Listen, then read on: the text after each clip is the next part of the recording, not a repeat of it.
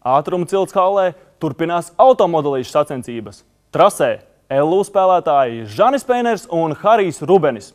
Un viņu mūzu šovakar ir slavenā aktrise un dziedātāja Barbara Streisande.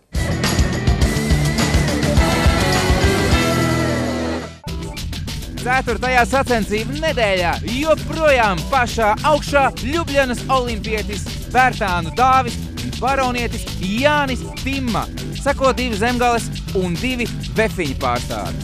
Pirmā brauciena startā Latvijas universitātes spēlētāji Žanis Peiners ar Ford un Harijs Rubenis ar Subaru. Vai studentiem būs pa spēkam izjaukt komandu pārus, lai kaut riepas?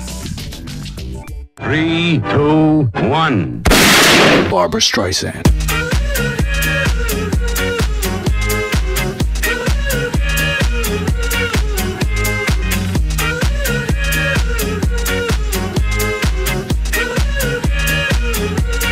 Barbara Streisand.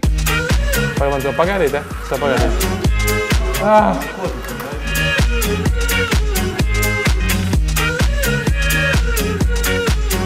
Hakenējs šumīts un ieliks smagi. Šumīts jau parasti mašīna negribīja braukt. Tu jau zini. Barbara Streisand.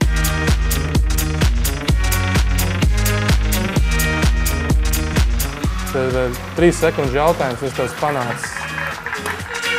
Barbara Streisand. 3 sekundžu jautājums un Harijam ir pārākums. Pēc pirmā brauciena Žanis nedaudz atpaliek, bet seko otrais brauciens, kurā piloti nomaina savus auto un viss sākas no jauna. Barbara Streisand.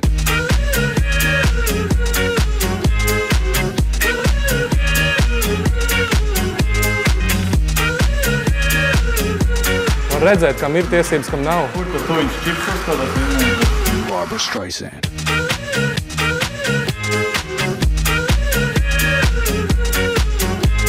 Kad tu pēdējoreiz sēdēji mašīnā pēc turas? Labdien! Barbara Streisand.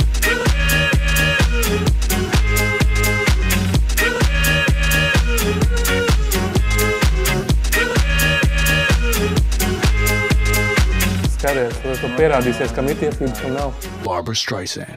Ko tavs tiesības ir savs Mercedes 3 reizes saskats pēdējā mēneša laikā? Tavu remontājus laiks stāv.